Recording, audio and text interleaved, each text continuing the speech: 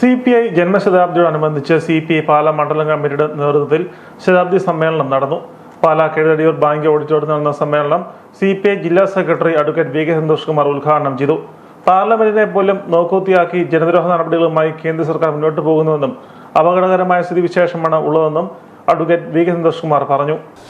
Communist പാർട്ടിക്ക് നേതൃത്വം കൊടുത്ത പാർട്ടി ജനറൽ സെക്രട്ടറി അടക്കം SV കാട്ടെ അടക്കം പാർട്ടിയുടെ പിന്നീട് ചെയർമാനായിരുന്ന SA ഡാംഗെ അടക്കമുള്ള ഇന്ത്യയിലെ കമ്മ്യൂണിസ്റ്റ് പാർട്ടിയുടെ സ്ഥാപക നേതാക്കന്മാരെയാണ് അവർ വിവിധ കേസുകളിലായിട്ട് ജയിലിലടച്ചത്. നമുക്കറിയാം, ഇന്നും ഗൂഢാലോചന കേസിൽ ജയിലിലടച്ചാൽ അതിന് വിചാരണയും ഇതൊന്നും ആവശ്യമില്ല, അവരെ നേരെ ജയിലിലേക്ക് വിടാം. രാജ്യദ്രോഹ കുറ്റം ചുമത്തി. ആ രാജ്യദ്രോഹ കുറ്റം ചുമത്തിയാണ് കമ്മ്യൂണിസ്റ്റ് പാർട്ടിയുടെ സ്ഥാപക നേതാക്കന്മാരെ രാജ്യത്തെ ജയിലിലടച്ചത്.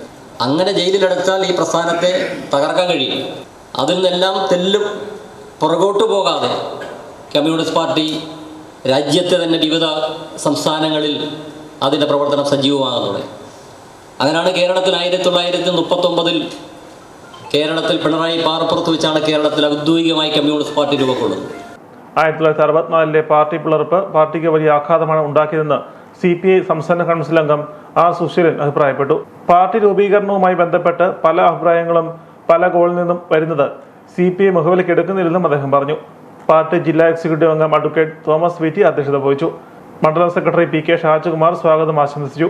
സമ്മേളനത്തിൽ ജനപ്രതിനിധികളെ ആദരിച്ചു. ജില്ലാ ട്രഷറർ ബാബു K. ജോർജ്, ജില്ലാ എക്സിക്യൂട്ടീവ് അംഗം MG ശേഖരൻ, മണ്ഡലം assistant secretary MG Saji, party ജില്ലാ കൗൺസിൽ അംഗങ്ങളായ advocate PR Thankachan, Sunny David, മണ്ഡലം എക്സിക്യൂട്ടീവ് കമ്മിറ്റി അംഗങ്ങളായ advocate Pious Ramapuram, TV Biju, CB Joseph, KS Madhavan, AYF ജില്ലാ joint secretary NS Santhosh Kumar, മണ്ഡലം secretary doctor Aneesh Thomas, Anju സബാഷൻ, MD സജി എന്നിവർ പ്രസംഗിച്ചു.